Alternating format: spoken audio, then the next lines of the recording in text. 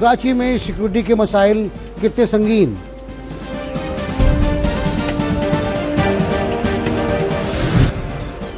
قومی اداروں کی نجکاری، کس کو کون سا مسئلہ؟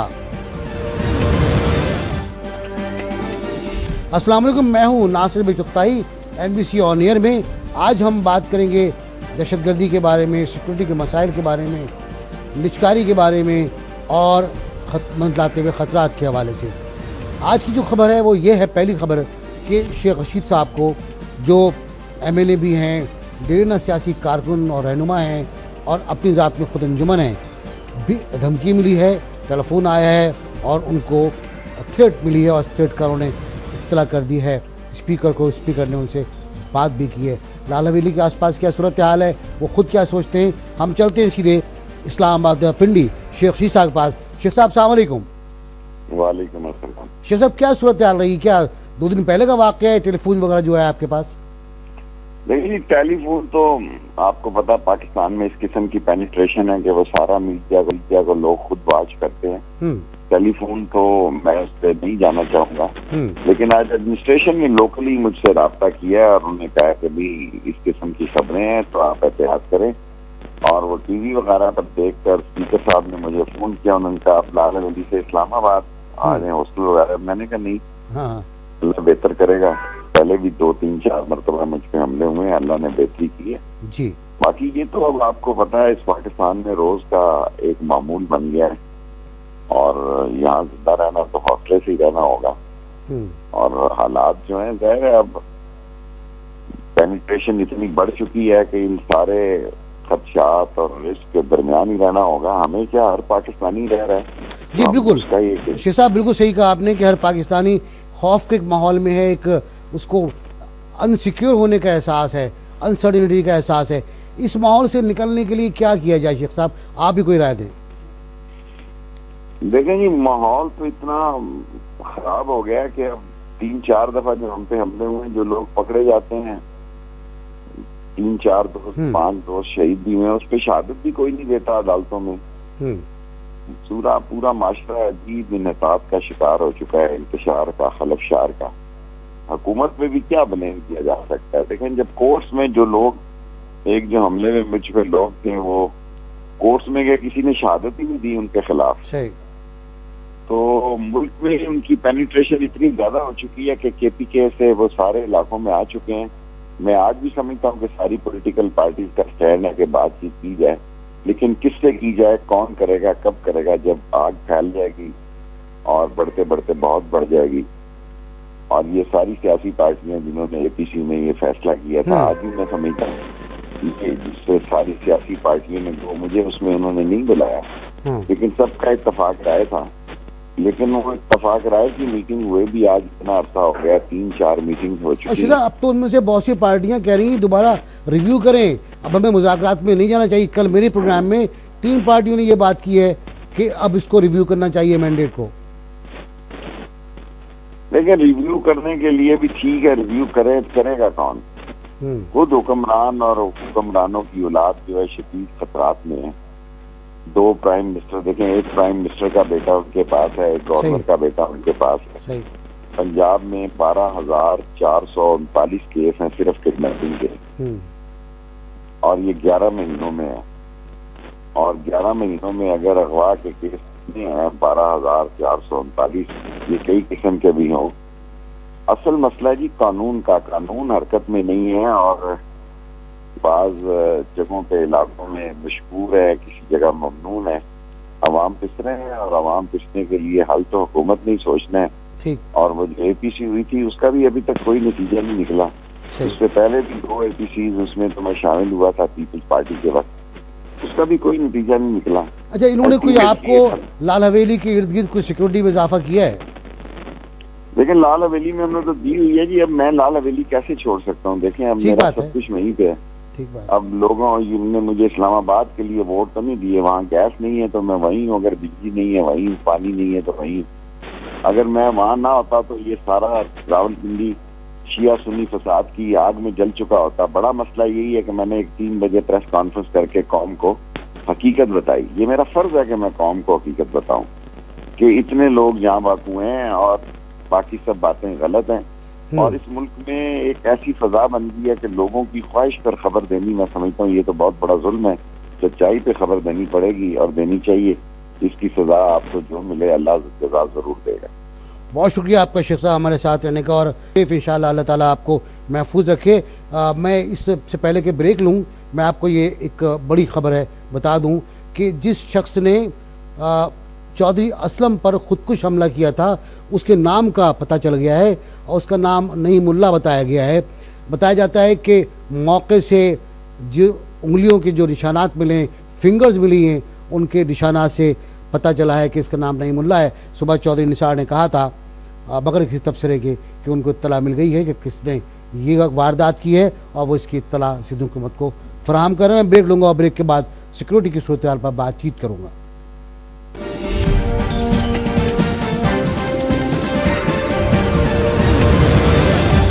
ویلکم بیک جی. ہم بات کر رہے ہیں سیکورٹی کے مسائل پہ. اس سے پہلے ہم شیخ رشید صاحب سے بات کر رہے تھے جن کو دھمکیاں ملی ہیں اور آج ان کی سیکورٹی میں اضافہ کیا گیا ہے. کچھ کہا جاتا ہے کراچی میں سیکورٹی کا معاملہ ہو یا پاکستان میں سیکورٹی کا معاملہ ہو، فقط مذہبی تہوار بھی خطرے میں پڑ جاتے ہیں، لوگ بھی خطرے میں پڑ جاتے ہیں.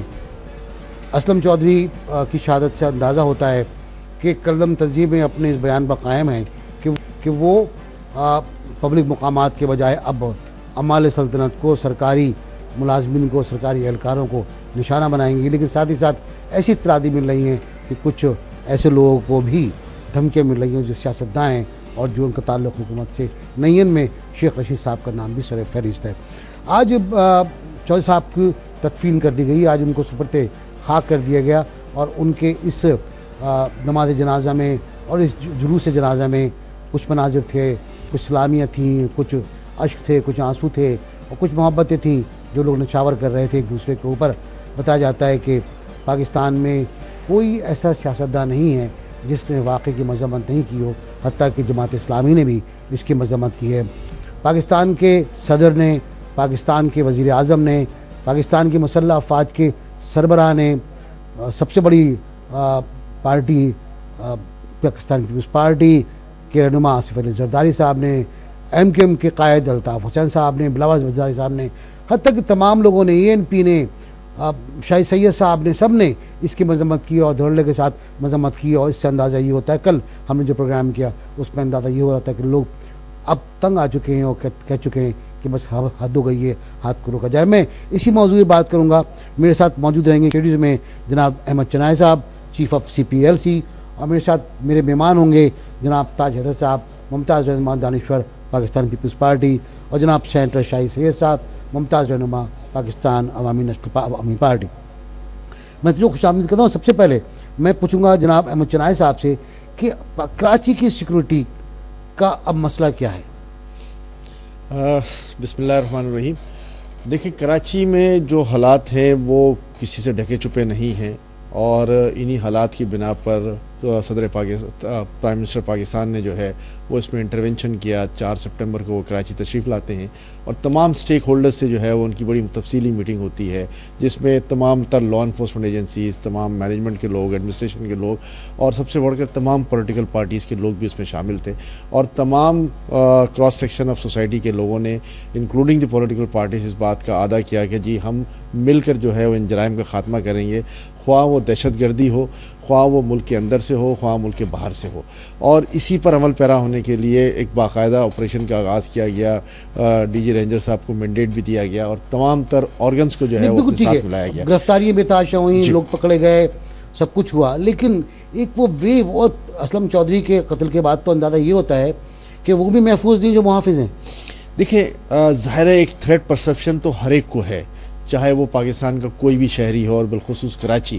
اور کراچی ایک بہت بڑی دہشت گردی کا شکار ہے. چودھری اسلم صاحب شہید پر یہ آج نہیں 7ویں بار جو ہے قاتلانہ حملہ ہوا ہے، اور ان کے گھر کو بھی مسمار کر دیا گیا. اور ساتھ ہی ساتھ ان کو روزانہ کے حساب سے سینکڑوں کی تعداد میں تھریٹ کالز موصول ہوتی تھیں، اور انہوں نے اپنے اس پرسیپشن کو بھی جو ہے وہ اپنے ساتھ باندھ لیا کہ نہیں، میں جب تک زندہ ہوں اس وطن اور قوم کی خدمت کرتا رہوں گا اور اس ملک سے دہشت گردی کا خاتمہ کروں گا۔ تو ظاہر ہے جب ہم اگر وار اگینسٹ ٹیرر میں ایک بہت بڑے کلیدی ساتھی کا کردار ادا کر رہے ہیں اور یہ جنگ ہم پر مسلط ہوئی ہے، تو اس جنگ سے ہمیں نبض آزما بھی ہونا ہے، اور اس میں نقصان ظاہر ہے ہمارا بھی ہوگا اور ان کا بھی ہوگا۔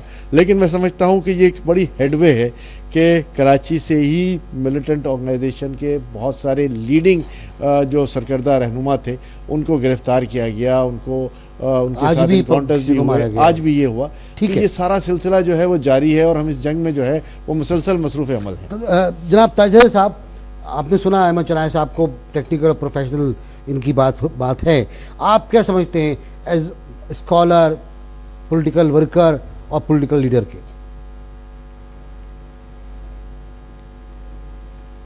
مجھ سے فرمایا جی تاج صاحب۔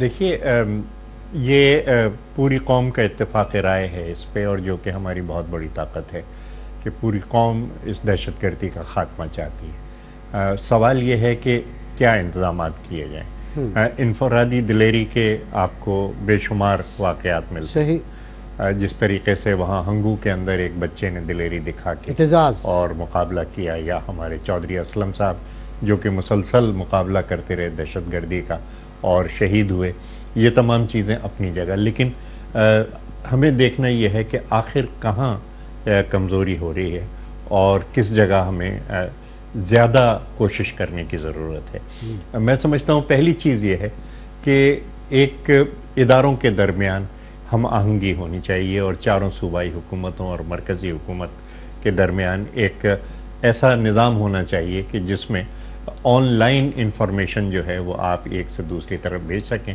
اور ایک مل جل کے کارروائی ہو سکے۔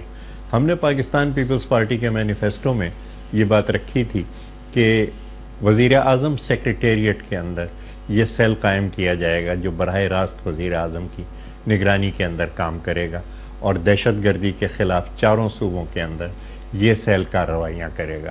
میں محترم وزیر اعظم نواز شریف صاحب کی خدمت میں یہ عرض کرنا چاہتا ہوں کہ انہیں اس تجویز پر غور کرنا چاہیے کہ کس طریقے سے مرکزی سطح پہ تمام صوبوں کی مشاورت و معاونت کے ساتھ اس کو کیا جائے۔ بالکل ٹھیک ہے۔ شاہد صاحب میں آپ سے پوچھنا چاہتا ہوں، یہ جی کہ کوئی بھی کامیاب نہیں ہوتی مہم جناب علی۔ ہاں شاہد صاحب، میں آپ سے پوچھنا چاہتا، آپ کا اپنا تجربہ ہے کہ کیا صورتحال ہے، آپ کو کتنے خطرات ہیں اور ان خطرات کا حل کیا ہے؟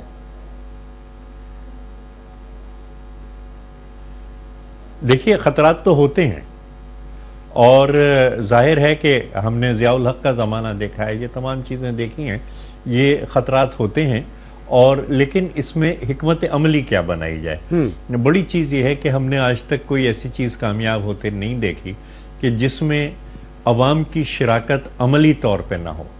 ایک جو کمزوری ہے وہ یہ کہ عوام کا براہ راست رابطہ ان اداروں سے نہیں ہے کہ جو کارروائی کر رہے ہیں، اور اس لیے ایک کوئی ایسا لنک ہونا چاہیے کہ جس سے کوئی بھی شخص اگر کسی مشتبہ شخص کو دیکھتا ہے تو وہ اداروں کو اطلاع دے سکے بغیر اپنی شناخت ظاہر کیے ہوئے۔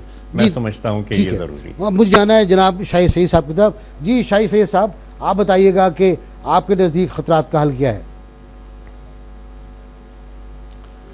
ناصر بیگ صاحب، سب سے پہلے تو میں آپ کا شکریہ ادا کرتا ہوں۔ میں یہ سمجھتا ہوں کہ ہم سیاستدان ہیں یا جو بھی ہے، یہ سب ایک دوسرے کو لارے لپے جھوٹ، اور ابھی تک بھی سیاست ہو رہا ہے اور مصلحتیں بھی ہو رہا ہے، اور ابھی بھی کوئی بندہ سچ بولنے کو تیار نہیں ہے۔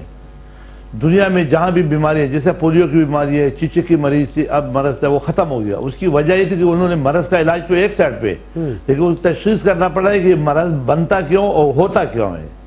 کیا ہم نے پچھلے 10 15 20 سالوں میں یہ بھی سوچا ہے کہ اس مرض کا علاج کیا ہے؟ مفتی اعظم سعودی عرب کے ابھی پچھلے دنوں میں ایک فتویٰ آیا تھا کہ یہ لوگ جو دہشت گرد ہے یا جو اپنے آپ کو طالبان کہتے ہیں، یا یہ تو جنت چھوڑے، یہ تو جہنم میں جلدی جانا چاہتے ہیں۔ تو یہ جہنم، تو لہذا یہ فتویٰ کیا 10 سال 15 سال پہلے ضرورت نہیں تھا؟ ابھی بھی علماء حق کو کیا نہیں چاہیے کہ وہ اڑ جائے اور میڈیا بھی سب مل کر کے اور سیاستدان بھی مل کر کے ایک آواز ہو جائے؟ ابھی بھی پاکستان پیپل پارٹی کی معذرت کے ساتھ میں تاجر صاحب کی بہت عزت کرتا ہوں، پاکستان پیپل پارٹی کا ہم اتحادی تھے ہیں اور اب بھی رہیں گے انشاءاللہ، لیکن معذرت کے ساتھ کیا یہ سیاست نہیں کرتے؟ یہ مرکز پہ نہیں پہنتے؟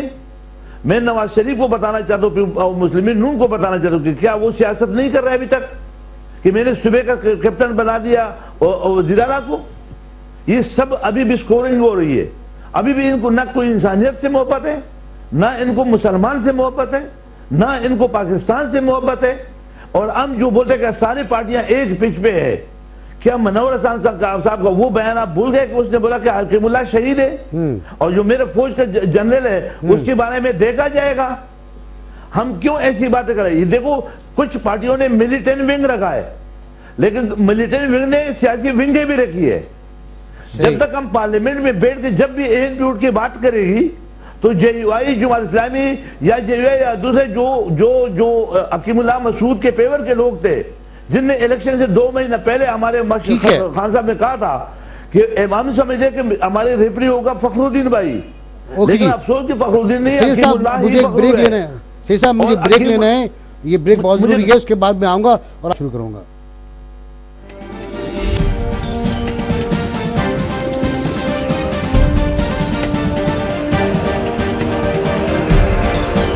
بے نظیر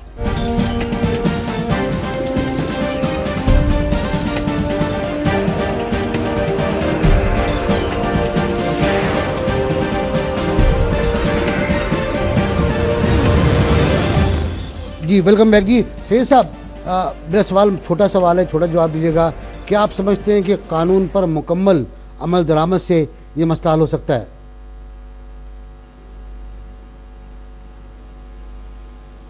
جی سید صاحب۔ ہلو جی آپ کو میری آواز آ رہی ہے؟ آپ نے مجھ سے پوچھا جی کہ کیا پر جیسا آپ نے کہا قانون پر مکمل عمل درآمد کیا جائے، کیا اس کے بعد یہ مسئلہ حل ہو جائے گا؟ دیکھو قانون کی بات تو الگ، قانون پہ تو الگ بات ہے۔ اگر یہ لوگ جو بولتے ہیں کہ ہم سب سیاستدان ایک پیج پہ APC میں سب نے دیا اختیار، یہ بات صحیح ہے، مگر سب بولتے ہیں کہ صرف مذاکرات کیے جائے۔ دیکھو میں ایک بات کلیئر کرنا چاہتا ہوں کہ مذاکرات جنگ کے دوران بھی ہوتے ہیں، مذاکرات کبھی زندگی میں بند ہوتے ہی نہیں ہیں۔ تو مذاکرات تو سب کہتے ہیں کہ ہونا چاہیے، کرنا ہے، اور مذاکرات ہی حل ہے، لیکن ایسا تو نہیں کہ صرف مذاکرات کرنی ہے۔ 7 مہینے موجودہ حکومت کے ہو گئے، کوئی موڈیلٹیز نہیں، کوئی طریقہ کار نہیں ہے، ساری پارٹیوں نے اختیار دیا، بات کرنی ہے، کس نے کرنی ہے، کہاں کرنی ہے، کس پارٹی سے کرنی ہے، کسی کو کوئی پتہ نہیں ہے۔ کبھی مولانا فضل الرحمان جرگے کرتا ہے تو کبھی سمیع الحق کرتا ہے۔ ہمارے خان صاحب نے ایک بات کہی تھی کہ میرے بچے کا علاج ہو جائے، وہ چاہے حکیم کی دوائی ہو چاہے ڈاکٹر کی دوائی ہو، ہم بولتے کہ مولانا سمیع الحق بات کرے یا مولانا عمران خان بات کرے یا مولانا منور حسن بات کرے یا مولانا فضل الرحمان، کوئی بھی مولانا بات کرے، مگر میرے بچے کو امن دے، ہمیں امن چاہیے۔ لہٰذا میں یہ سمجھتا ہوں کہ اس وقت جو لوگ بولتے ہیں کہ ایک پیج پہ سیاستدان ہے، نہیں ہے، باتوں کے حد تک وہ بولتے صرف بات کرنی ہے، کس سے بات کرنی ہے، کب تک کرنی ہے؟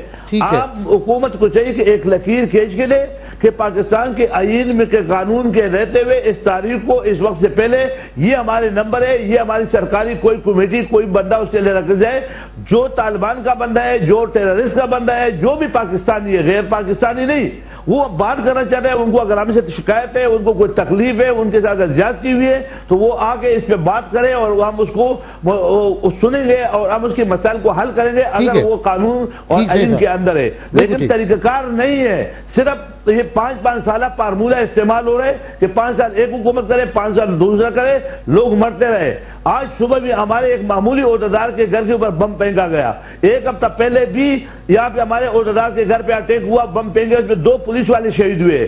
اس وقت سب سے زیادہ شہیدوں کی جو تعداد ہے موجودہ پچھلے سال میں پولیس کی ہے، اور پولیس کا میں خراج تحسین پیش کرتا ہوں اسلم چودھری کو، لیکن اس کے علاوہ 169 پولیس والے صرف یونیفارم پہن کے مارے گئے۔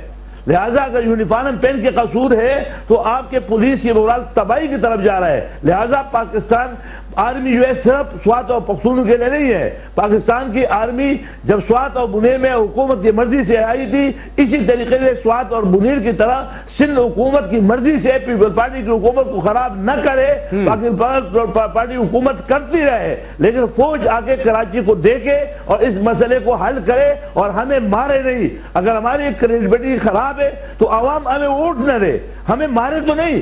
یہ کوئی میرا اگر نالائق ہوں یا میں نے کام نہیں کیا، میری پارٹی گندی ہے تو مجھے شہید مارا جا رہا ہے. یہ کون سی جمہوریت ہے؟ یہ جمہوریت نہیں ہے، یہ بربریت ہے، جو کہ اے این پی کا کونسلر بھی ابھی کھڑا ہونے کو تیار نہیں ہے کیونکہ اس کے گھر پہ طالبان کی پرچی آتی ہے. طالبان نہیں ہے، یہی سیاسی پارٹیاں ہیں جو طالبان کے لیے سپورٹ کر رہی ہے اور طالبان کی وجہ سے ہمیں ٹریڈ مل رہا ہے. رائٹ. میں آپ سے پوچھوں گا کہ جو آپریشن آپ آپریشن کہہ رہے ہیں، جو آپ کارروائی کہہ رہے ہیں اس کو کراچی میں ہو رہا ہے، وہ کس حد تک کامیاب ہو رہا ہے؟ کیا ان تمام باتوں کا متبادل ہے وہ؟ دیکھیں، جو کچھ بھی کارروائیاں ہو رہی ہیں پرائم منسٹر صاحب کے آنے کے بعد، اور اس کے بعد سندھ گورنمنٹ کے چیف منسٹر ہیں، انہوں نے اس کی کپتانی سنبھالی، تو میں سمجھتا ہوں کہ اب تک کی جو پروگریس ہے وہ بڑی احسن طریقے سے ہوئی ہے. ہم یہ بڑی ناانصافی کی بات کریں گے کہ ہم کہیں گے کہ کچھ بھی نہیں ہوا. میں سمجھتا ہوں کہ جو فگرز اور سٹیٹسٹکس ہیں وہ بڑا کلیئرلی یہ بتا رہے ہیں کہ کلنگز کے فگرز میں 50% سے زائد کی کمی آ گئی ہے. ہماری جو کڈنیپنگ فار رینسم ہے وہ میں سمجھتا ہوں 70% سے زائد کمی ہو گئی ہے. ہماری جو ایکسٹورشن ہے وہ 30 سے 35% کم ہو گئی ہے. ہماری جو اسٹریٹ کرائمز ہیں وہ بھی 30 سے 35% کم ہو گئے ہیں. تو اوورآل 50% کا جو ہے وہ فرق پڑ جاتا ہے جتنے بھی ٹوٹل نمبر آف کرائمز ہیں. تو اس میں یہ بڑی اچھی پروگریس ہے. گو کہ یہ نمبرز بھی جو ہیں وہ بہت زیادہ ہیں کہ کراچی میں اگر پہلے 300 افراد کا قتل مہینوں میں ہوتا تھا اور آج وہ قتل جو ہے وہ 150 یا 145 پر آ گیا ہے، تو یہ بھی ایک بہت بڑا فگر ہے. ہمیں اس کو بھی مینج کرنے کی ضرورت ہے، ہمیں اس کے بھی وجوہات دیکھنی ہیں. ایک دن ایسا گزرا ہے جب کراچی میں کوئی قتل نہیں ہوا، اس دن بڑی بڑی سرخیاں لگ گئیں کہ آج کراچی میں کوئی قتل نہیں ہوا. خبر جب یہ بنے کہ کراچی میں قتل نہیں ہوا تو سوچنے کی بات ہے. اور بہت میں تاج صاحب سے پوچھوں گا، تاجدر صاحب سے. تاجدر صاحب، آپ یہ آپریشن دیکھ رہے ہیں، آپ یہ دیکھ رہے ہیں کہ آپریشن کے لیے میں اس کا کچھ نام دینا نہیں چاہتا، کس طرح کا ہے، کس نوعیت کا ہے اور کدھر جا رہا ہے؟ دیکھیے، بڑی بات یہ ہے کہ کامیابی کتنی ہوئی یا کتنی نہیں ہوئی، اس سے قطع نظر ہمیں یہ دیکھنا ہے کہ ہم کیا صحیح رخ میں جا رہے ہیں یا نہیں جا رہے. اگر پورے عزم کے ساتھ کارروائی ہو رہی ہے، جرائم پیشہ افراد پکڑے جا رہے ہیں، کسی قسم کی کوئی سیاسی تفریق نہیں برتی جا رہی، کوئی بھی سیاسی جماعت اگر اپنے نام لینے، ان کے نام پہ جرائم کرنے والوں کی کو اپنا نہیں رہی، اور اگر اس قسم کی فضا ہے، لوگ اگر گرفتار ہو رہے ہیں، تو آپ صحیح رخ کے اندر جا رہے ہیں. کمزوری میں نے پہلے عرض کی تھی آپ سے، ہماری پچھلی حکومت کے دوران ایک وہ تھا 134 جس پہ کوئی بھی شخص بغیر اپنی شناخت ظاہر کیے ہوئے کوئی بھی اطلاع دے سکتا تھا، اور اس کی وجہ سے بڑی کامیابی ہوئی تھی. جو ہماری حکومت غیر قانونی طور پہ ہٹائی گئی، اس کے بعد یہ ہوا کہ انہوں نے وہاں پہ CLI لگا دیے کہ جو بھی کال کر رہا ہے اس کا نمبر وہاں پہ آ رہا ہے. لوگوں نے کال کرنا بند کر دیا.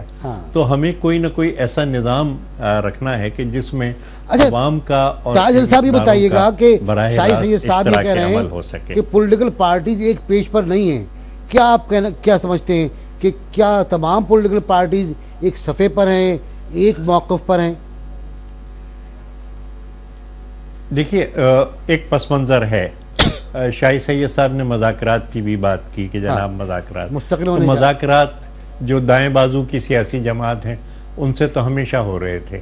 یعنی جس وقت کے کیمپ بنائے گئے پنجاب کے اندر اور ایک پناہ گاہیں دی گئیں تو مذاکرات ہی کا نتیجہ تھے. جس وقت کہ یہ فیصلہ کیا گیا کہ جناب فلاں فلاں فلاں سیاسی جماعت کو ہم انتخابی مہم نہیں چلانے دیں گے اور فلاں جماعتوں کو ہم انتخابی مہم کی پوری آزادی دیں گے، تو ظاہر ہے کسی مذاکرات کی نتیجے میں یہ ہوا ہے. تو مذاکرات تو ہوتے رہے ہیں، لیکن اب جو صورتحال ہے کہ وہاں سے بالکل ہی منع کر دیا گیا کہ جناب ہم مذاکرات کرنا ہی نہیں چاہتے. تو یہ جماعتیں بھی اس بات پہ مجبور ہوئی ہیں کہ وہ اس بات کو سمجھ رہی ہیں کہ نہیں، اب کارروائی جو ہے وہ اکیلا حل ہے شاید. تو اگر اس قسم کا ایک اتفاق رائے پایا جاتا ہے تو اس نظام کو جگہ پہ رکھنے کی ضرورت ہے کہ جس سے یہ کارروائی مؤثر ہو سکے. اور وہ میں نے عرض کیا کہ ایک تفصیل ہم نے پاکستان پیپلز پارٹی کے منشور میں دی تھی.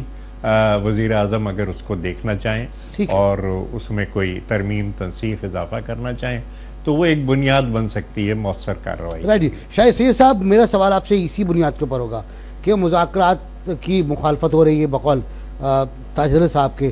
آپ کہتے ہیں کہ مذاکرات چلتے رہنے چاہیے لیکن کارروائی بھی چلے, تو کیا آپ سمجھتے ہیں کہ اب وقت کارروائی کا آ گیا ہے؟ چودھری صاحب وقت ابھی نہیں, وقت بہت پہلے آیا تھا, گزر گیا. 10 سال پہلے ہم نے کہا تھا. اور جو فتوے تھے, میں پھر دوبارہ دہراؤں کہ یہ جو مفتی اعظم کا فتویٰ ہے یہ 10 سال پہلے آنا چاہیے تھا. افغان وار کے بعد جب ہم نے بولا کہ جہاد نہیں ہے فساد ہے, اس وقت سے جنگ شروع ہے. اور اس وقت بھی طالبان, سارے طالبان اچھے تھے. اب گڈ اور بیڈ شروع ہو گیا. اب جو اگر ہمارے خان صاحب کہا کرتے تھے کہ آپ دوسرے گھر میں پتھر پھینکو گے تو پھول کی توقع مت کرو. ہم اگر جہاد کشمیر میں کریں گے اور انڈیا کو ڈسٹرب کریں گے وہ ہم سے انتقامی کارروائی بدلہ لے گا. ہم چینلوں پہ ہمارے خود کچھ لوگ کہتے ہیں کہ بھائی ہم جہاد کرتے ہیں افغانستان میں, ہم امریکہ کو ختم کرنا چاہتے ہیں. انہی امریکہ سے تو آپ نے کلاشنکوف لیا, اسی امریکہ سے تو آپ مدد اور بھیک مانگتے ہو. ایک بھیک مانگنے والا آدمی کیا لڑے گا, کیا بات کرے گا؟ ہم اپنا بھیک مانگنا تو پہلے بند کر دے. یہی وہ چیزیں ہیں کہ ہم بولتے کچھ ہے, دل میں کچھ ہے. باقاعدہ مذاکرات کی بات ہوئی ہے, میں ابھی بولتا مذاکرات جنگ کے دوران بھی ہوتا ہے. جب ایک فریق طاقتور ہوتا ہے تو کمزور فریق ہاتھ اٹھاتا ہے اور وہ قیدی بن جاتا ہے. لہذا مذاکرات سے کسی کو انکار نہیں ہے, لیکن مذاکرات سے یہ بھی مطلب نہیں ہے کہ آپ اپنا ٹانگ پہ ٹانگ ڈالیں, ہاتھ پہ ہاتھ رکھ کے بیٹھ جائیں. میں نہیں سمجھتا ہوں کہ مذاکرات کرے. بہت شکریہ آپ کا شاہد سید صاحب ہمارے ساتھ رہنے کا, لیکن اپنی ریٹ اور بہت شکریہ آپ کا جناب ہمارے ساتھ رہنے کا. میں بریک لوں گا, بریک کے بعد واپس آؤں گا میں تو نجکاری کے موضوع پہ بات کروں گا.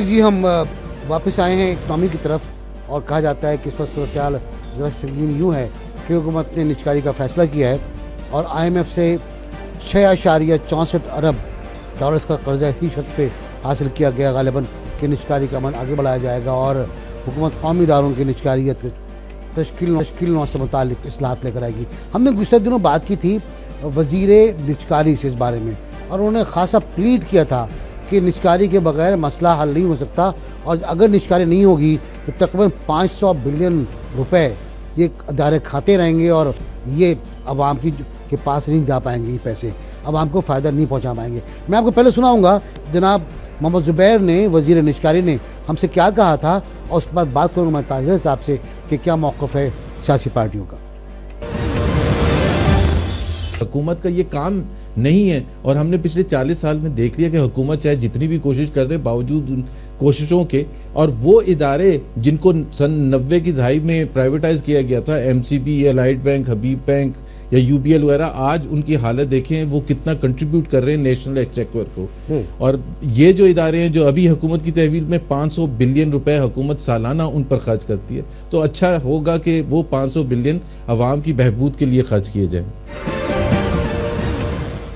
یہ آپ نے گفتگو سنی. تاج صاحب دانشوری نہیں, سیاسی کارکن نہیں, بلکہ ایک پالیسی میکر بھی ہیں, پالیسی ساز بھی ہیں, تھنک ٹینک بھی ہیں. میں ان سے پوچھوں گا کہ اس پالیسی کی, نجکاری کی پالیسی کی اب پاکستان پیپلز پارٹی مخالفت کر رہی ہے. یہ بچپن میں ایسی باتیں سنا کرتے تھے جیسی محترم وزیر نے فرمائی ہیں. پاکستان میں جتنی بھی صنعت کاری ہوئی ہے وہ پبلک سیکٹر کے اندر ہوئی ہے. پہلے پاکستان انڈسٹریل ڈیولپمنٹ کارپوریشن تھی جس نے بے شمار صنعتیں ملک کے اندر لگائیں, اور اس کے بعد شہید ذوالفقار علی بھٹو کا زمانہ تھا جنہوں نے کلیدی صنعتیں یہاں پہ ملک کے اندر لگائیں. پاکستان انٹرنیشنل ایئر لائنس وہ سرکاری ادارہ تھا, اور اس سرکاری ادارے کی ترقی ہم نے دیکھی تھی, اور وہ تمام کی تمام یعنی great people to fly with یہ لیڈنگ ایئر لائن تھی. اب ان اداروں کو کیوں تباہ کیا جا رہا ہے؟ ایک بڑی وجہ یہی ہے کہ ایک اس قسم کی دلیل قائم کی جا سکے کہ کیونکہ یہ نقصان میں جا رہے ہیں اس وجہ سے ان کی نجکاری کر دی جائے. 500 بلین کی وہ فگر دے رہے ہیں، ان کو شاید یہ بھی فگر پتہ ہوگی کہ کوئی 1500 بلین جو ہے وہ کارپوریٹ سیکٹر ٹیکسوں کے اندر کھا رہا ہے. تھوڑی سی توجہ اگر اس طرف بھی ہو 1500 بلین بچانے کے اوپر تو میرے خیال سے یہ بہت بڑی بات ہو سکے گی. دوسری بات یہ ہے کہ آپ اگر دیکھیں کہ کتنے اداروں کی نجکاری ہوئی 166 کی، اس میں سے کتنے اس وقت چل رہے ہیں اور کتنے اس طرح بیچ دیے گئے، تو آپ کو ایک بہت ہی خراب پکچر جو ہے وہ سامنے آئے گی. کتنے لاکھ مزدور بے روزگار ہوئے. حکومتوں کا کام یہ ہے کہ لوگوں کو مواقع روزگار دیں. حکومتوں کا کام یہ ہے کہ مزدوروں کے حقوق کا تحفظ کریں. حکومتوں کا کردار یہ ہونا چاہیے کہ ملک میں مساوات قائم کریں اور لوگوں کی ضروریات پوری کریں. یہ تمام چیزیں جو کہی جا رہی ہیں، اصل کرائسس اس وقت نجی شعبے کے اندر ہے. صرف سندھ میں 8000 فیکٹریاں بند ہیں. اس کے اندر زمین، اس کے اندر بلڈنگیں، اس کے اندر جو ٹوٹی پھوٹی مشینری پڑی ہے وہ، اس کے اندر مواقع روزگار، اس کے اندر بینکوں کا بے تحاشا سرمایہ وہ پھنسا ہوا ہے. میرے خیال سے ہمیں اس پہ کام کرنا چاہیے. بالکل ٹھیک ہے. کہ ان ڈوبے ہوئے اثاثوں کو کس طریقے سے اٹھایا جائے اور اس کا اکیلا عوام کے لیے استعمال کیا جائے، کس طرح کہ حکومت کو ادارہ قائم کرے کہ جو ان اداروں کو چلائے. بہت شکریہ آپ کا تاجر صاحب. میرے پاس وقت کم ہے لیکن پر ایک مکمل پروگرام کی ضرورت ہے جو میں بہت جلد کروں گا. اس کے بارے ہم سے پہلے کہ میں پروگرام کلوز کروں، سوال بتا دوں میں آپ کو. ہمارا سوال کیا تھا؟ پہلے حصے کا سوال تھا ہمارا، کیا تشدد کے واقعات کے بعد طالبان سے مذاکرات کے خلاف عوامی رائے میں اضافہ ہو رہا ہے؟ جو فیس بک پر ووٹ آئے ہیں ان کے مطابق 77% نے اس کا جواب ہاں میں دیا ہے، 23% نے اس کا جواب نفی میں دیا ہے. میں چودھری اسلم کی بات کر رہا تھا آج، لیکن کئی بار مجھے یہ بھی یاد آیا کہ ایسے کتنے لوگ ہیں، کتنے بچے ہیں، کتنے بزرگ ہیں، کتنے سپاہی ہیں، کتنے فوجی ہیں جو اپنی جان پہ کھیل رہے ہیں اور شہید ہو رہے ہیں اس راہ وفا میں. کتنے لوگ یہ ڈرون حملوں میں مارے جا رہے ہیں، ڈرونز آتے ہیں ان کو کھید کر چلے جاتے ہیں. اور کتنے بچے ہیں. اعتزاز نامی بچہ ہے ایک ہنگو کا، جس نے خودکش حملہ آور کو روکا اور اس راہ وفا میں شہید ہو گیا. اس بچے کی عمر، اس بچے کو دیکھیں آپ تو آپ کو اندازہ ہوگا کہ یہ مستقبل تھا پاکستان کا، لیکن اس نے پاکستان کے ایک بڑے مستقبل کے لیے اپنے آپ کو سپرد کر دیا، موت کو سپرد کر دیا، موت کے حوالے کر دیا اور یہ شہید ہو گیا. اس کو بھی اسکول بچانا تھا اپنا، اس کو بھی اپنا تعلیمی ادارہ بچانا تھا، اس کو بھی اپنا تعلیمی ادارے میں پڑھنے والے بچوں کو تحفظ دینا تھا اور یہ ڈٹ گیا، یہ اڑ گیا. تو ہمیں اس کو بھی سلام کرنا چاہیے. ہمیں چاہیے کہ ہم اس کو بھی شہید کے نام سے پکاریں، اس کو بھی اپنا ہیرو قرار دیں، اس کو بھی ہم یہ پاکستان کا قومی ہیرو ہے، اس کو بھی ہم اعزازات سے نوازیں.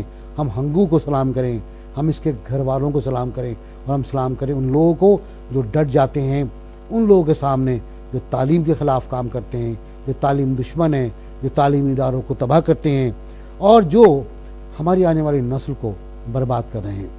میں اس بارے میں یہ بھی عرض کروں گا کہ حق جس کا بھی ہے اس کو ملنا چاہیے. کسی پر ظلم نہیں ہونا چاہیے، کسی پر زیادتی نہیں ہونی چاہیے، کسی کے اوپر ڈرونز کے حملے نہیں ہونے چاہیے، کسی پر توپوں سے حملے نہیں ہونے چاہیے. لیکن اس کا مطلب یہ نہیں کہ کوئی اٹھے اور بے گناہوں کو قتل کرنا شروع کر دے، بے گناہوں کو مارنا شروع کر دے، تعلیم کا قتل عام شروع کر دے، ان لوگوں کو ہلاک کرنا شروع کر دے جو بے گناہ ہیں، جن لوگوں نے گناہ ہی نہیں کیا، جو معصوم ہیں اور جنہوں نے کوئی ایسا ظلم نہیں کیا جس کی سزا موت ہو. آپ نے حالات دیکھے، آپ نے واقعات دیکھے، آپ نے صورتحال کا جائزہ لیا، آپ نے اندازہ لگایا کہ امن کتنا ضروری ہے. امن کے بغیر ہم آگے نہیں بڑھ سکتے، ایک قدم آگے نہیں اٹھا سکتے. شاہی سعید صاحب جو کچھ کہہ رہے تھے وہ آپ نے سنا، تاج صاحب نے جو کچھ کہا وہ آپ نے سنا، اس سے پہلے کل جو پروگرام ہوا تھا اس میں لوگوں نے جو کچھ کہا وہ آپ نے سنا. اور شاہی سعید صاحب کی بات ضرور سنیے.